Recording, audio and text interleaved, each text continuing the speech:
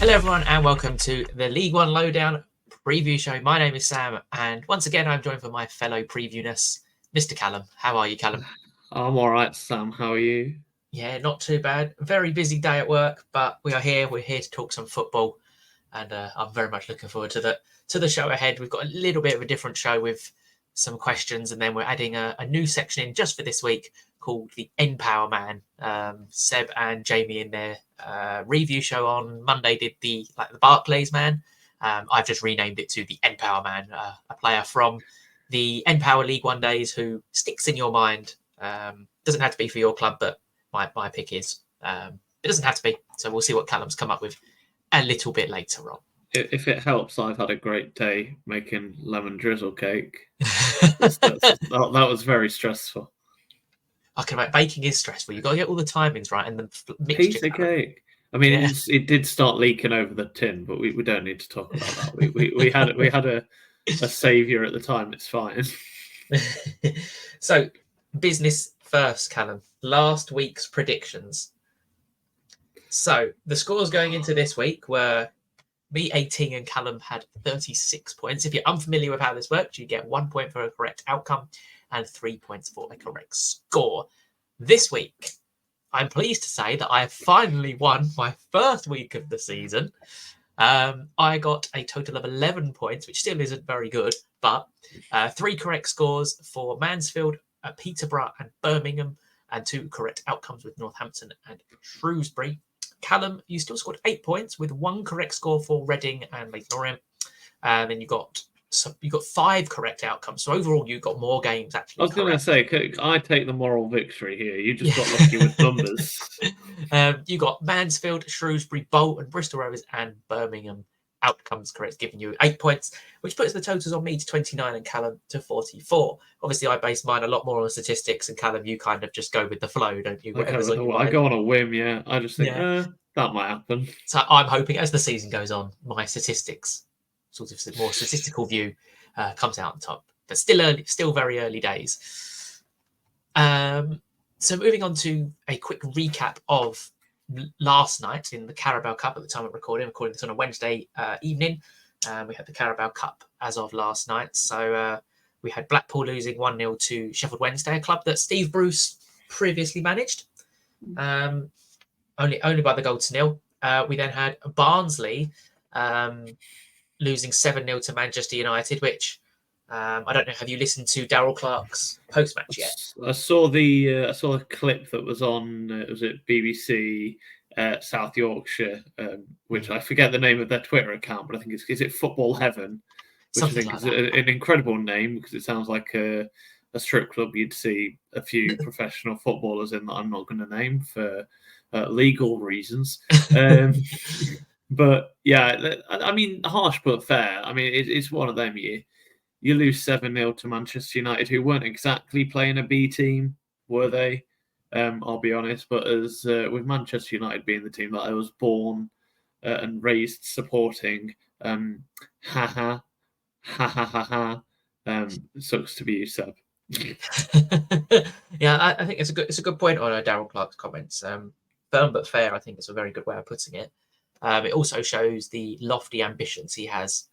Very high standards because they did kind of capitulate in the second half, but what a day out for the 6,500 Barnsley fans. It's not often or very likely they'll probably ever play Man United in the league. Not to say that some very rich man comes in and takes them over.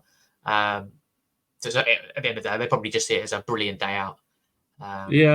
You enjoy it, but then to lose 7-0, it's not great. And I watched the highlights, and you're just like, how are you conceding some of them goals? It's just some of the positioning, and I think there were a few errors as well. And you're just like, that's not great for you.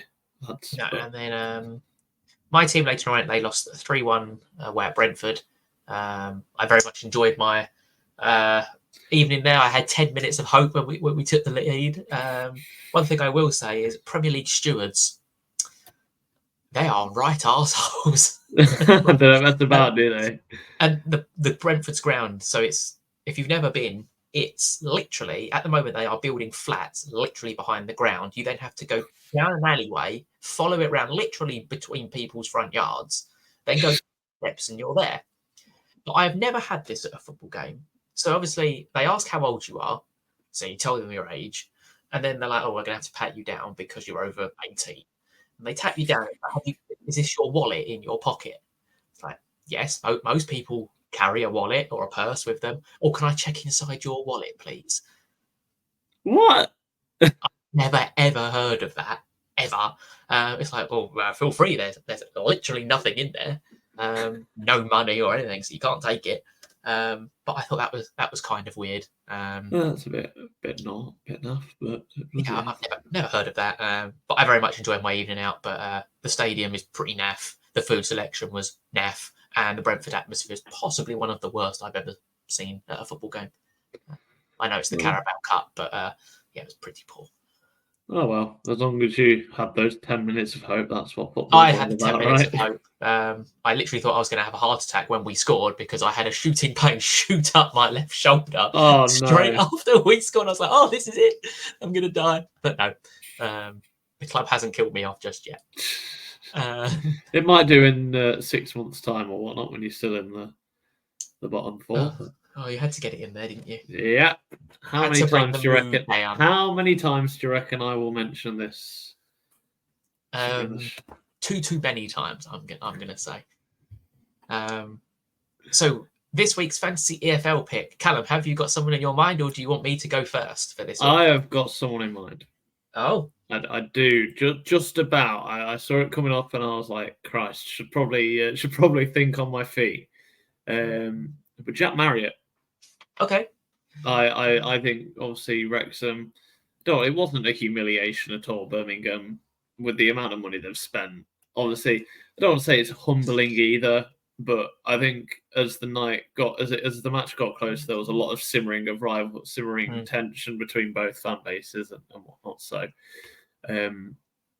but I think they'll be eager to bounce back, get back to winning ways against a Crawley side who they started well, and obviously they kind of rescued the rut last time with the draw, but no win in 3. We're kind of at that time where the true form starts to emerge.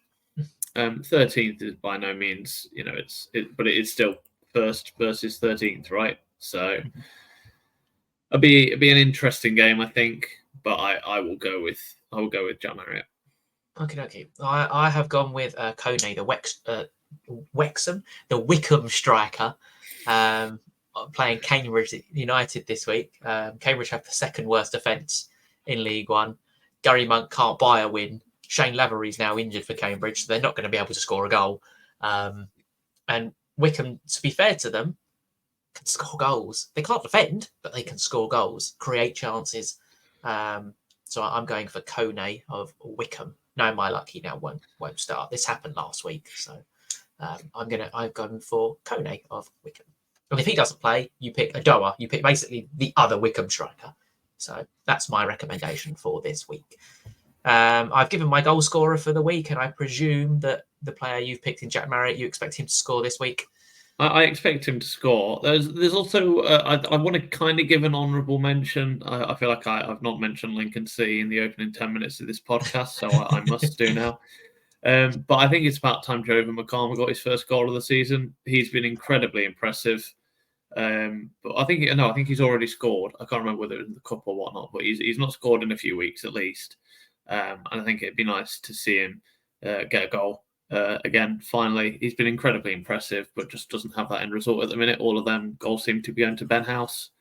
So it'd be nice for McCarthy to finally get his goal. Or Cadamartri, but we'll briefly mention Lincoln later on. They're not one of our featured games, but I'll probably mention that a bit later on. So as Callum said, we've got 4 featured games this week. We've got Bolton, Reading, Wycombe, Cambridge, Charlton, Blackpool, and Burton, Barnsley. They're the games we'll talk a little bit more detail on. Unfortunately, due to basically work commitments for both myself and Callum, they're not as in detail as we normally like to go into, but there's still enough detail in there, enough talking points for us. It's also at the start of the season where there's not much you can kind of there's not many story arcs at the minute They're No. kind of all mellowing out, other than the fact that, Bolton and Leyton Orient are still bad. Yeah. Yeah, we're getting on to Bolton very That's shortly. that's another shoehorn that one in there. Yeah. As a podcast, we're just trying not to be repetitive with the things we say every week. So if you have any ideas for features for the podcast, let us know on the X account, which is currently scrolling along the bottom, as well as leaving them in the YouTube comments section if you're watching on YouTube. Let us know what sort of features you'd like to see in the preview podcast. I'm thinking of coming up with some sort of quiz for Callum later on in the season. Oh, so that won't go well. That will be fun. So we did get a question. So before we get onto the question, the NPower Man, as I'm nicknaming the section. Go on, Callum. Who is your NPower Man? I've cheated this, right?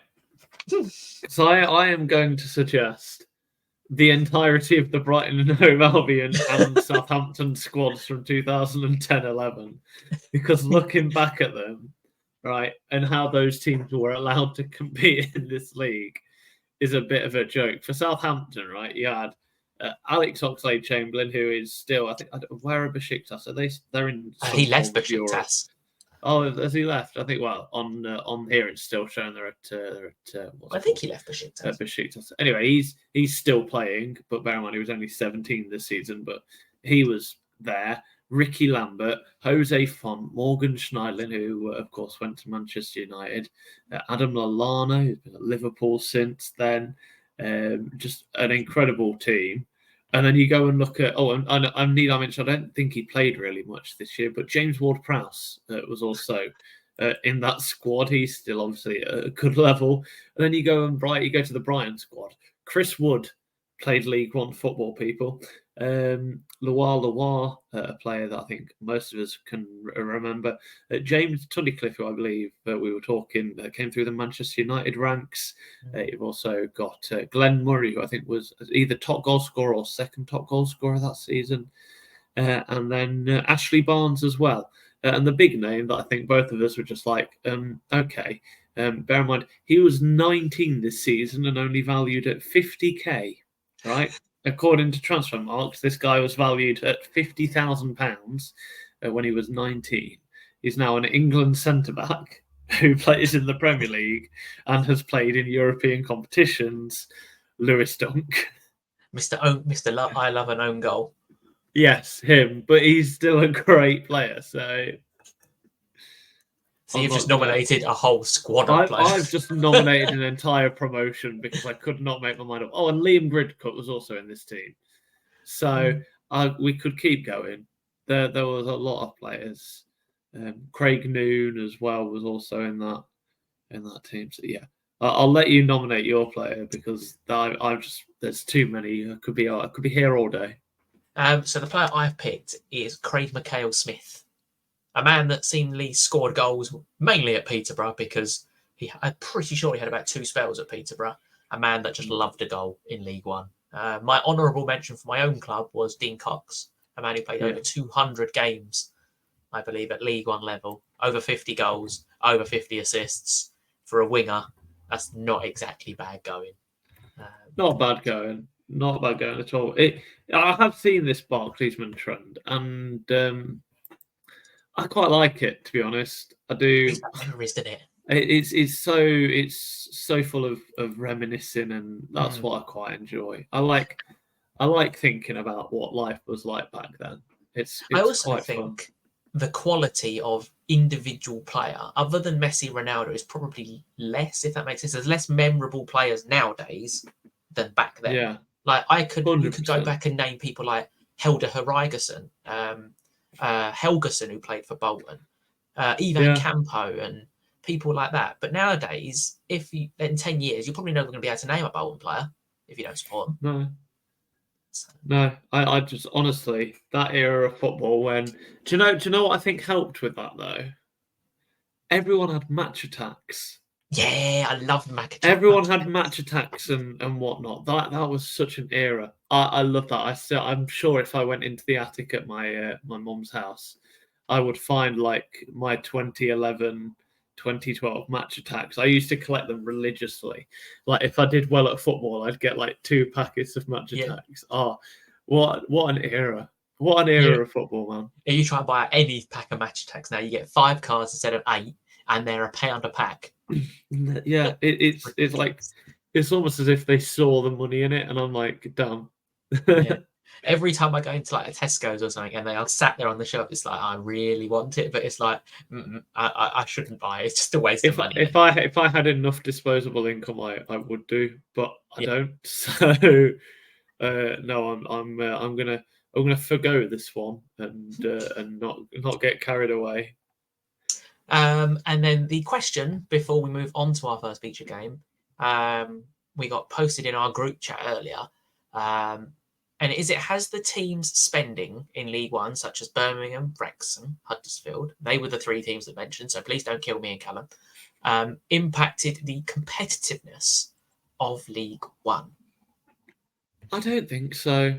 Like, don't get me wrong, I do think eventually we'll see Birmingham run away with it. We're starting to see it now. They're up to second. If they win their next game, they're 3 points clear at the top of the table. Bear in mind, obviously, if Huddersfield win that game, they're only 1 point clear. But regardless, I think Birmingham will probably start to drift away from the pack. But you look at some of the other teams that I don't know. I can't remember how much they spent off the top of my head, but they've got the resources, right? You look at your Bolton, your Blackpool, your Rotherham, even your Peterborough to an extent. Like they've all spent money. They've all got money. Okay, they have to move players and whatnot, but they've got money. Like Rotherham aren't a poor club from what I can remember anyway. So if all teams had their act together and were operating at 100%, yeah, it probably would impact it because there's such a range of some teams have more money than others. That's how the world works. You'll see that in every single league. Like in the Championship, other teams have got more money than others, right? In the Premier League, other teams have more money than others. There's always going to be the way of the world in League One, right? But I think that's why there's not like your Bolton clearly not operating at 100%. They're not operating at the top level they can do. That the resources and the money they have says they could do. So, like, yes, to an extent, money will always impact competitiveness because it would spread the league out. But that's if every team's operating at 100%, and they're not. So, it's a very good point because obviously, if you look at the top of League One, you've got your Birmingham, who we do expect to be extremely strong, shall we say, and only get better as the season goes on. Wrexham spent about £1 million. Charlton, I think, spent about £1 million. Same with Huddersfield. Same with Stockport. Lincoln, I don't know. I think you spent about £500,000 altogether, roughly. But then you got £2.5 million back for your player sales, so you're actually at net positive spend. Barnsley spent some money on Keeler Dunn, but lost high earners. Mansfield, I don't actually think spent any money. Stevenage didn't spend a lot of money, and if they did, Wycombe, Reading, but obviously Reading bought nobody. So it's all about, I think, getting the recruitment right for the type of manager you've got as well. You can have, and I'm going to use Rotherham as an example because they've started really slowly. Steve Evans we all know what Steve Evans' style of play is. It's get the ball forward and pick up your second balls. And he's recruited players to try and fit his style of play, but not necessarily this season in the way League One football is going to work, because it's quite an athletic league this year, League One. Physically, it's not as, I wouldn't say, old-fashioned. Like you think 10 years ago, League One is quite a brute-forced league, and it's not many technically gifted players. Where there's so many players nowadays who are young, coming from Premier League clubs, Championship clubs, all on loan, the technical ability of players is now so much higher that having you need like Pia Gianni in your team for set pieces, but a lot of teams don't have 6, 7 of these brute forces. A lot more technically gifted players. So, and I saw us up on Rotherham. I saw a couple of comments about Johnson Clark-Harris. There's a reason Peterborough didn't play him as much last year.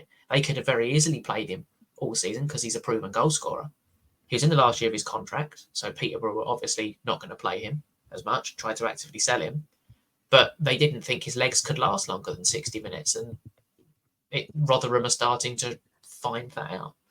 I don't know. I think it's interesting. Like, obviously, money will talk. Money always has talked as long as football's existed, but like I don't want to say I always use Lincoln as an example, but Lincoln have, they've spent money, but they don't have the resources. I think there was a very interesting chat with our director of football a couple of weeks back where, Lincoln were in conversation with a lot of players, and then as soon as a Huddersfield, a Wrexham, a Birmingham get mentioned in the conversation, these players start asking for 3, 4, 5 grand a week.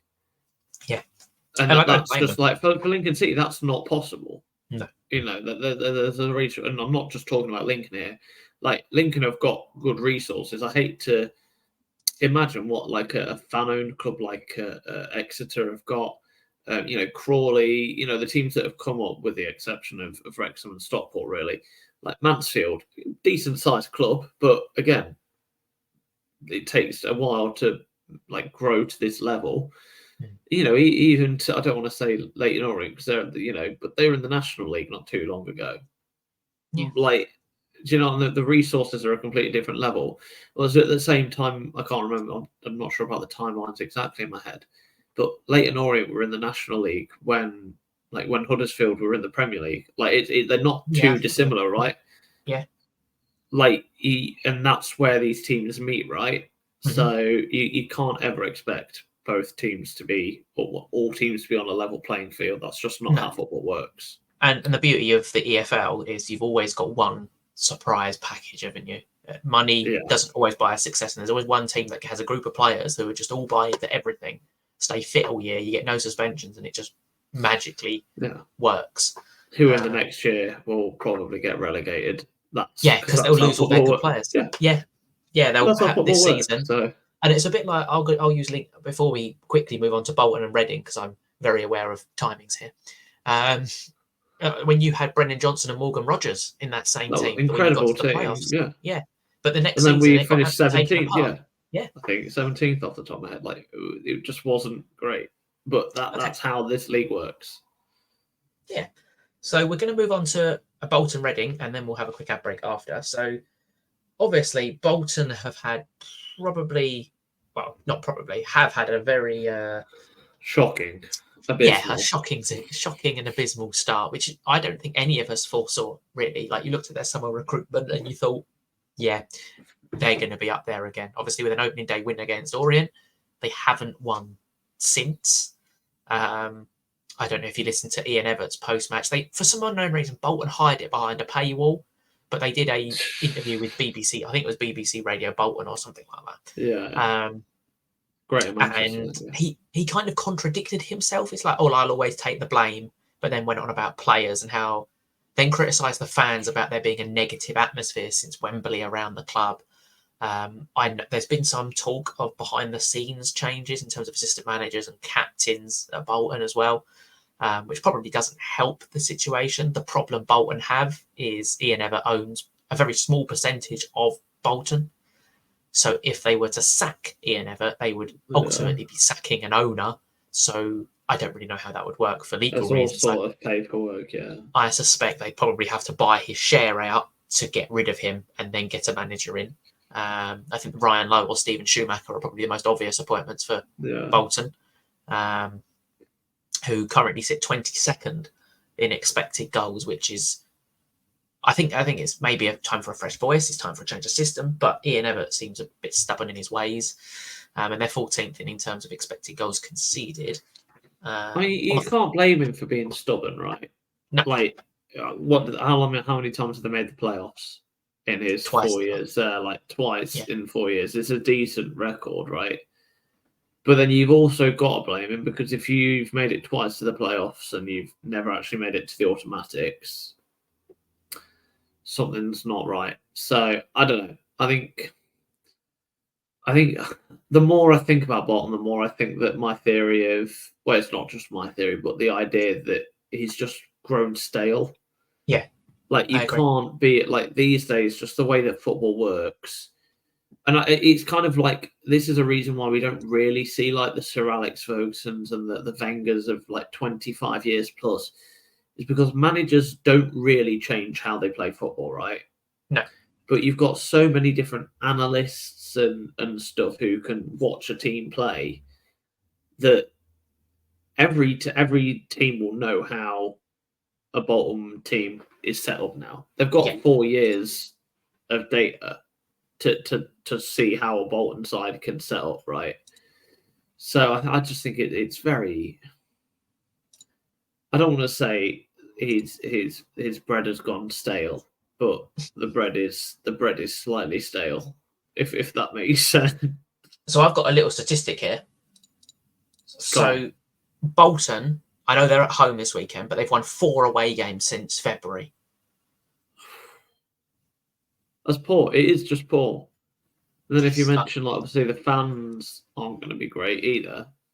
No, and they've got Arsenal next week in the cup as well. Like, but if the fans aren't getting behind, that doesn't mean home is going to be a nice place. So, and they're coming up against a Reading side that, you know, I mean, we worry what they're going to be like in the second half of the season.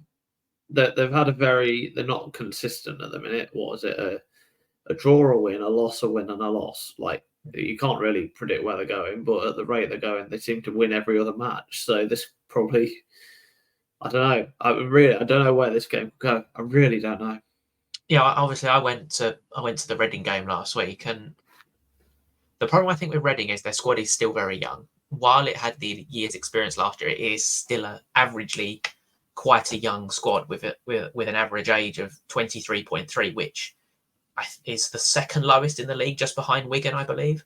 So there's still going to be that naivety in the squad, and there will be that inconsistency. They had the annoying news for the fans that the dickhead in charge as the club has now failed to agree terms with Rob, so the club is now back out to the public to buy Near Enough. It's basically up for tender again. It?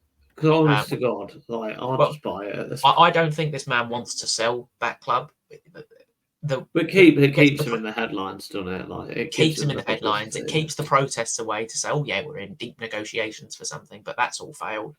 They're mid-table in Near Enough every statistic. While it's still early days, they sit in mid-table now. They don't score. They average 1 goal a game. They concede 1 goal a game. And you're looking at a Bolton side that nearly concede 2 every game and have scored 2, which is the lowest in the league. They've scored less than Shrewsbury Town. How is that possible? How is that possible? At home, it all depends, I think, if Ian Evatt is going to be stubborn. And I think I partly agree with you in terms of he deserves that stubbornness. But something's not working. Why not try something different with the personnel that Bowen have? I had a look at their squad. You could very easily play a 4-2-3-1 with the players they've got. It's just something different, something an opposition wouldn't expect. Maybe has a plan B. It doesn't seem to have a plan B. It's never let's change the shape or anything like that. This genuinely could be his last match in charge. It could be, yes. Like, if Reading get a result here, like, you've got, like, think of it from an owner's perspective, right? We talk about owners all the time, but they've got egos. They own a football club, right? If you own a football club, you've got an ego. Imagine the humiliation of the Bolton owner, or Bolton owners, I don't know who it is off the top of my head. But if you lose to a club like Reading, with all the turmoil they're in, and your manager is like this, or like, no offense to anyone who's ever lost to Reading or any team that Reading have beaten, because it's still a decent level of football. But that's some sort of humiliation for a team like Bolton. Like, that genuinely could be the final score. And I think it will be. I think it will be 2-1 to Reading. I genuinely, if Ian Evatt loses this, he's sacked. This is, what do they call it? It's like crunch time. I'm going to call it crunch. Well, it's not even crunch time. It's like, it's not Russian roulette. That's not the right thing. But it's if you don't win, you get sacked. Yeah, like, it genuinely is his last chance. Yeah, I think that there's one saving grace for Ian Evatt. They play, obviously, Saturday against Reading. They then play Wednesday against Arsenal.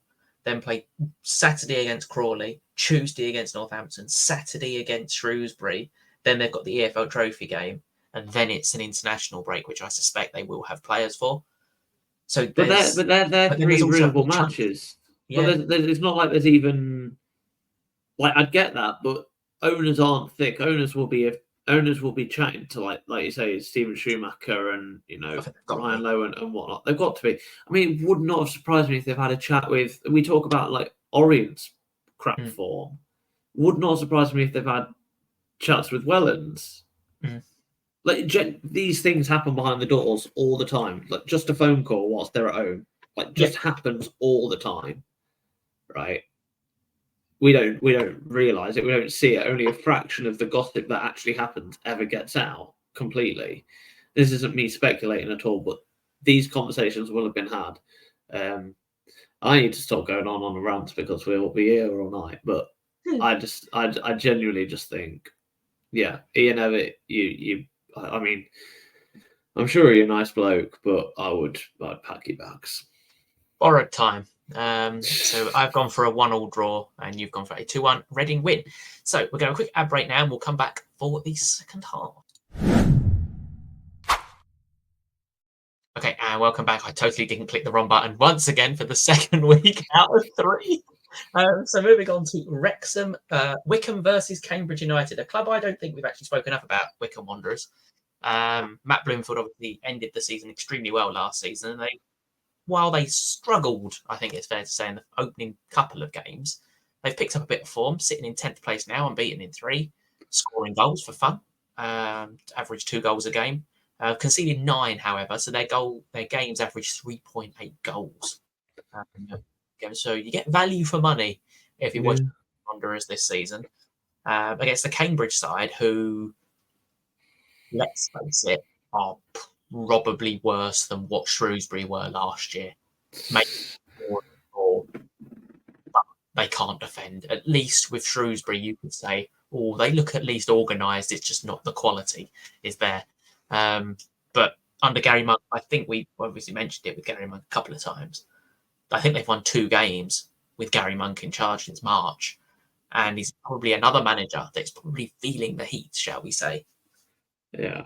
I mean, you know the out of business managers more than I do because my memory barely has enough to remember what I need to be doing on a day-to-day basis. So my memory of lower League One level managers out of work isn't very high.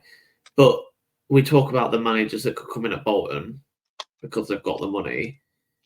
The like Gary Monk's only saving grace is what manager comes in to replace him. I mean, genuinely, this also could be his last game in charge. Like, I think with Cambridge, they're very renowned for giving managers the chance. Like, if you look at Mark Bonner, they nearly went down. They kept him. They had a storming start, and then they nearly went. Then they were in the bottom lot, and they got rid of him. So it's all right giving them time, but if you've got 1 point after 5 games, and I'm going to predict 1 point after 6 games, it's not good enough. And then add that to the tally of points that he got last year as well. It's barely, it's not great. It's not like he's on a long-term contract either. It's only until 2026. So he's not got a huge amount of what's it called? Like, it won't take much to sack him. You think that there is some sort of break clause in there if they are that far ahead, but if they are that bad, I just cannot imagine Gary Monk being there much longer. No. He'll struggle to get another job in professional football. You'd probably be looking. There's not really many managers actually available. They could try and persuade someone like a Gareth Ainsworth, but I can't see that happening. They probably have to look lower down the pyramid and maybe go for someone like an Andy Woodman, possibly from Bromley. Well, to be fair, I don't even know what we're talking about. This is what is it when Darren Moore went to bloody Port Vale? Yeah. So who bloody knows at this point? But I mean, Simon Grayson's available. Yeah. Stranger things have happened in football. Lee Johnson. There you go.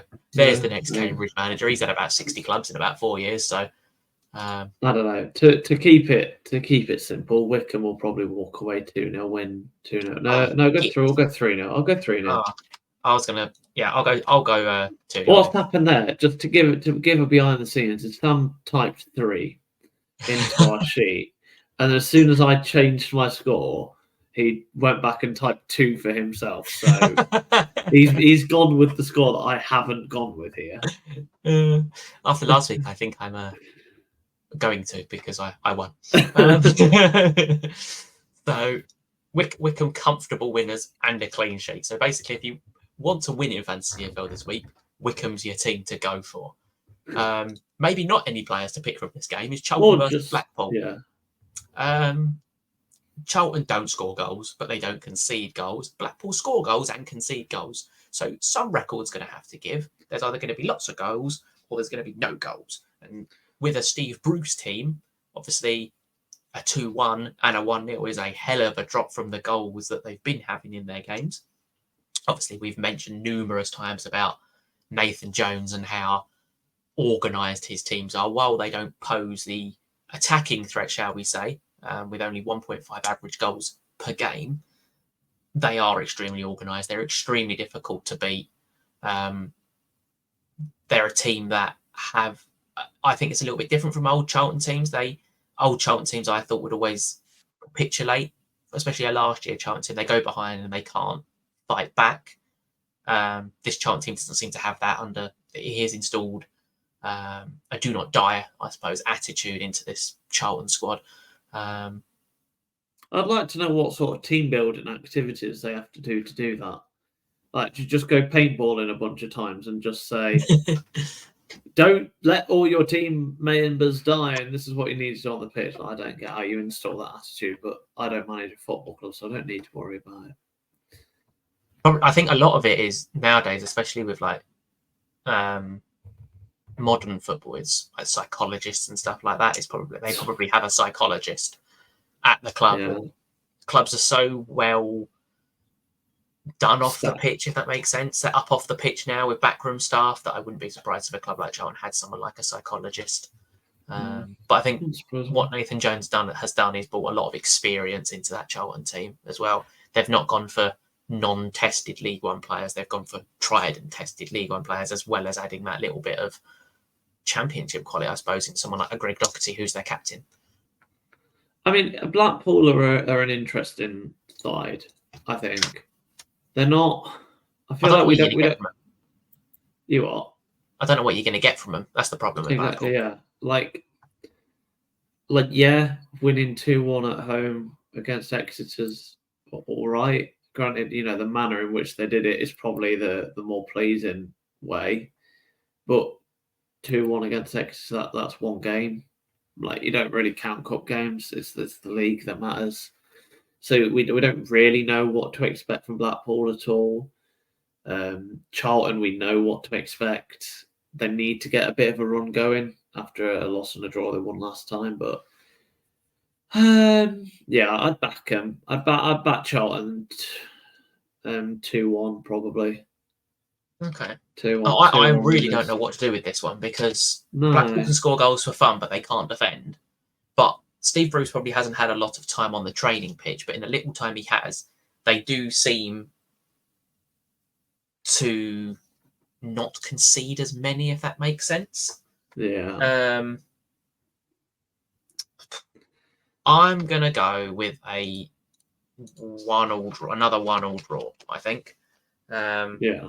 It's difficult to find the reasons why that is, but I think you're getting the slow imprint of a Steve Bruce team, a very slow one, but it is. I think you're getting it, and I just can't see Charlton scoring 2, even though Blackpool are leaky. Charlton don't create enough. I don't think. No, that's fair enough. It's one of them who knows what to expect. It's difficult. Really. Yeah, like we say early in the season, it's extremely difficult to predict these games, but that's what we're here to do.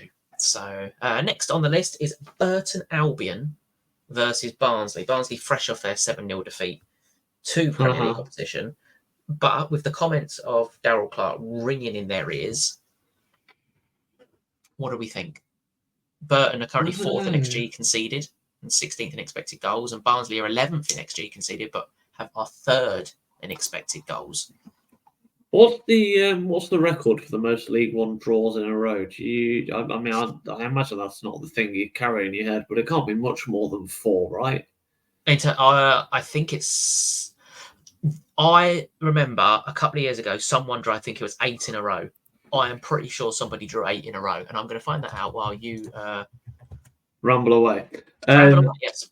I like Burton are an interesting side. Don't get me wrong. Mark Robinson has got them seemingly defending as much as they are attacking, because they've only conceded one more goal than they have scored. 4 draws on a row isn't great, but it's also solid. But most seasons you're looking at a point a game and you survive the drop, so they're kind of doing that, but they'll be worried that they've not got the first win of the season yet. Barnsley, 2 defeats in a row now, if you count the league and League Cup as well. I really don't know what to make of this game, because, on one side you've got a Barnsley side that will be looking to bounce back, but is Burton that place to do it? I mean, I never thought I'd be the person to back Burton Albion because of comments made last year. It's a really weird game. All of these games this week are really weird. It's not a very good, exciting week, I don't think. I don't know whether there's a lot of different ways that we're starting to see, there's always a story of the season, but there's so many different branches we could be going down now. I have this feeling that Burton are just going to win. They're going to win a game. I have this 2-1 feeling in my mind. Again, I don't know what it is. I've gone with 2. This is my third 2-1 of the season already, with 2-1. I think I've gone the complete opposite. I've gone 3-1 to Barnsley. I think the comments of Darryl Clark will fire up the team, and I think while Burton, I think they've been competitive in every single game they've played, they're still learning about each other. They've changed so much. I think they're still learning. It's the most signings of any team. It's more signings than I think Chelsea have made in a transfer window. That the social media admins at Burton Albion must have been loving the engagement because of every single signing they bloody had. Bloody hell. I think you're seeing signs of improvement every week. A draw against Rotherham is nothing to be snuffed at. But no, 100%. And he's starting to think, when will they get that first win? Yeah, that'll be what's playing on their mind. And the longer that draw goes on, it's all right saying it takes time, but if you get 7 games into your season and you've still not won a game, there's going to be a few alarm bells ringing, is all I'll say. But I think they'll win. But yeah, I unfortunately couldn't find the statistic we're after, but I'm pretty sure it's around 8 or 9. I'm pretty sure it was. I think it was a Sunderland that did it as well. I just think 4. You don't see 4 draws in a row very often. That was all. No. That's what I'm thinking. But so we are now going to blast through the remaining fixtures, because I'm very wary. We've rambled on for a very long time this week. So we've got Exeter City versus Stevenage, a great consideration for fans from Sky Sports, with Stevenage fans having to make at least a 5.5-hour trek down to the south coast. A team in for most teams to get to Exeter, it's a 5.5 trips in the middle of nowhere. Yeah. This is true. I am going for a 0-0 draw. I think that's the first 0-0 draw I've ever predicted, and will probably ever predict. But I've gone for 0-0. This is one of them games that I just think is a pain in the backside. It's just one of them. It does have 0-0 written all over it, but I can't be going with that. So 1-1. 1-1. So we've both gone for draws. You've got your team, Lincoln City, sitting happily in 6th place, versus Wigan Athletic, who have won 2 of their last 3 and are starting to look on the upward curve. I'm all over this game because it means I get an earlier start, but it also means that I finish work early, so I can put my feet up. I'm not sure with this one. I think Lincoln will win. It's just, will it be a nervy Lincoln, or will it be quite a comfortable one? I think it'll verge towards comfortable. I'm going 2-0. 2-0. Okay, I've gone for another 2-2 draw. I'm quite happy because I got this game right last week. I got Lincoln City right last week with a draw. I just think Lincoln they're clicking now. I think you are. But I think Wigan are as well. And I quite like the way Wigan play football. I think they've got some very, very talented attacking players in Taylor Asgard, Joe Hugel. So I think it'll be quite a good watch for a neutral fan, that one. Yeah. Another game that might be quite good for a neutral is Peterborough United versus Bristol Rovers. Bristol Rovers, who conceded 4 last time, which I think, if you base it on statistics, has becoming a big, heavy defeat against a Peterborough side who we always talk about how good they are going forward, and it's just a matter of time before everything clicks into place for them. The issue with Peterborough is, I think I was watching the game last week against Lincoln City. They're great going forward, but they just don't seem to be scoring. Like it took a pretty incredible goal from Poku, I think it was, to get a draw against Lincoln City. So yeah, it's a weird one. I think they'll win. I think they'll win 3-0, which kind of renders my point mute. But I think, yeah, 3-0. I think they'll. It's what I've always said, and I feel like if you have a bingo card for this podcast, you might want to get your dabbers ready, because Peterborough are a very bipolar team. I don't know how often I say this. Last week I think was kind of an average day for them, so they're due a bit of a mood swing this week. And for your sake, I'll put it in the right direction. Worth noting, they've still not won at home this season, so. But yeah, we'll go with that. The next game is Stockport County, one of the 2 remaining unbeaten sides, along with Birmingham City, against Leyton Orient after their cup defeat, where they did make 10 changes, so we've got a nice fresh team for the weekend. Yeah, you're not going to like this. 2-0. We'll go 2-1. I do think I've mainly given enough clean sheets this week, so 2-1. The quality of Stockport and your crap form. I've gone for a 1-1 draw. Optimistic? A little bit. But last time we went to Stockport while we were in League 2, we did win in a game I thought we'd lose. And I think we are starting to click into gear a little bit. I'm seeing enough positiveness on the pitch, but I'm in no hesitation. This is going to be a very difficult game at Edgeley Park. I know it's a very different Stockport team as well, with Louis Barry being my main concern. But we'll see. I've gone for a 1-1 draw. Moving on to whoever was, I must say about Wrexham before we move on to Wrexham Crawley, whoever the bloody Sky cameraman was and in the TV studio, we don't want to see David Beckham anymore. He's very handsome, so I don't blame him. But irrelevant. He's probably getting some grooming tips. I'm sure his hair was on point. So we've got Wrexham versus Crawley Town, who now haven't won in 3 after their surprising starts of the season. Again, I think for me this is quite an easy game to call. It's very harsh on Crawley, but I think we're now starting to see the effects of when your little momentum bubble bursts, you kind of fall a little bit. I've kind of that's interesting. This game, I don't know. I've kind of got this idea in my head that like each week there's one kind of bonkers scoreline. I feel like this could be it, but not in a upset way. I'm thinking like 4. I'll go 4-1. It's not often we predict 4 goals in a game, That's but very rare. 4-1. Moving on to Rotherham versus Birmingham City. So 2 teams we expected to be up there at the start of the season, I think it's fair to say. One who hasn't started the season very well in Rotherham, but have unbeaten. They've lost one of their last 5, so to speak, because they're one of the only teams that have played 6, with 3 draws in there.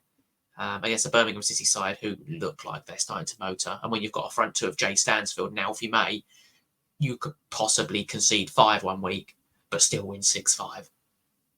Yeah, I feel like that's the issue. Like, you're thinking that Rotherham would be able to grind it down and grind Birmingham down, but I can't see it. I'll go 1-0 Birmingham. I just think eventually they'll get that goal. It'll be a horrible game of football. Like, I will not enjoy watching the highlights of this game. It's anti-football versus football. Near enough, that game. I've got 2-0. I think eventually Birmingham will find a way. They've got to, right? They've got enough players. Yeah. So the penultimate game is Huddersfield Town versus Northampton Town. We speak about Northampton being the average team, I suppose. They're just there, which is no harm. No harm against Northampton. That is probably where fans are quite happy to see them in mid-table. Currently sitting in 18th place against Huddersfield Town, who are sitting quite happily in 4th place, scoring goals, not conceding many, with only the 1 defeat. Hey, if it wasn't for that practice the 11s, they'd have a 100% record, wouldn't they? So, yeah, and like obviously, if it's not for the one draw that Birmingham had compared to the defeat, they'd be joint top. So, I don't know. This game, I feel like Huddersfield probably have the quality. They've got the home advantage, 2-0. I feel like it's probably a fair scoreline. I've gone for 3-0 to Huddersfield, and then the final game. No offense to these two teams, but probably one of the most boring games of the week is Mansfield Town, who had an extremely impressive start, I must say. Sitting happily in 8th place, scoring goals. And when you've got someone like, even though he's at least 90 years old now, Lee Gregory, he is still a goal-scoring machine for League One. Against Shrewsbury Town. I think Mansfield will win at home. And I think they'll win 2-1. I think Mansfield that was an interesting score because I was looking back at their previous results, and that was a score they got against Cambridge. And we talk about how similar Cambridge and Shrewsbury kind of are in how poor they are. So I did have 2-1 in my head, but we can't be similar. We can't be having this. So I'd back them to get a third, 3-1. 3-1. Why not? Well, both Mansfield's wins have been 2-1 this season as well. So I'm going for a 2-1 victory. Cool. So there we go. Wraps it up. We did it. We did all them fixtures in a matter of 8 minutes. Quick fire rounds with enough stuff in there. Which is about the same amount of time we spent talking about Match Attax. So there you go. So if you have enjoyed, make sure you leave a like on the YouTube video and follow us on X. Let us know your thoughts in the comment section on the YouTube. Get involved in our conversations on Twitter. I'm going to bring back the Guess the Player theme, and I'm looking at something new for the Twitter account, and it's going to be called Guess the Season. I'm going to stick a kit out from your club's history, and you've got to guess which season it's going to be. So that'll be coming to the Twitter account soon. And we also have a TikTok page, which is at League One Lowdown as well. We try and do one of them usually on a Sunday afternoon, because my creative brain, that's the only time it does work. So it's also when you're hungover in bed and you're looking for something to do after the football. So far we've got one on Rotherham and one on Bolton, so make sure you check them out as well. We hope you have enjoyed. Enjoy the rest of your day, evening, whatever you're doing, and we'll see you hopefully next time.